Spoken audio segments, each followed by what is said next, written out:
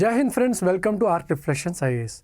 I want you to close your eyes for a moment. Imagine a regular evening in the June 2020. This is a story about the line between protection and power. This is the verdict of Jairaj and Benix. You are a 58-year-old father running a wood pressing shop. Your son runs a small mobile store next door. You are not criminals. You are the backbone of your family. You are the working class of India. But that night, you were picked up by the police. Why? Because 15 minutes. Yes, your shop stayed open 15 minutes past lockdown curfew. Only 15 minutes. That was the last time their family saw them alive and well.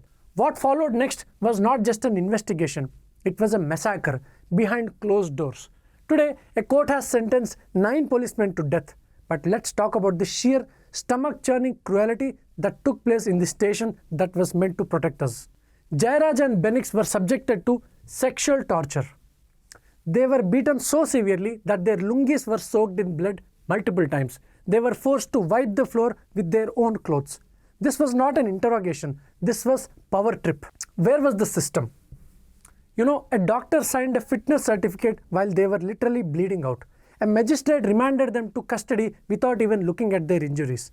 This wasn't the police who killed them. It was the chain of indifference that killed them. The police tried to scrub the walls, but the truth has a way of leaking out always. It came out from Revati, a woman head constable.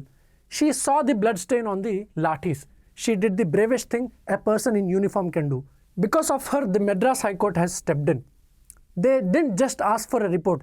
They occupied the station, they found the DNA, they found the blood of the father and the son on the very walls that they were tortured. 9 death sentences. A historic verdict. It tells every policeman who thinks that they are local Singham that the law is higher than their lathi. See, violence by state is never ever acceptable. Not for a theft and certainly not for a lockdown violation. But let's be honest.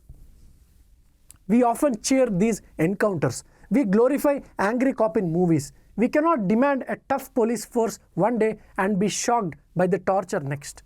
You cannot have accountability and instant justice culture at the same time. Justice was served in Madurai, yes, but for a mother who lost both her husband and her son to such a painful death, justice is just a word for her. The void still remains. The verdict is a scar on the national conscience. Because to protect and to serve must never mean to torture and to kill.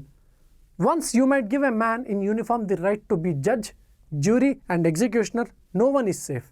Stand for the truth every single time. This is me, Yogi Raj. Thank you for watching.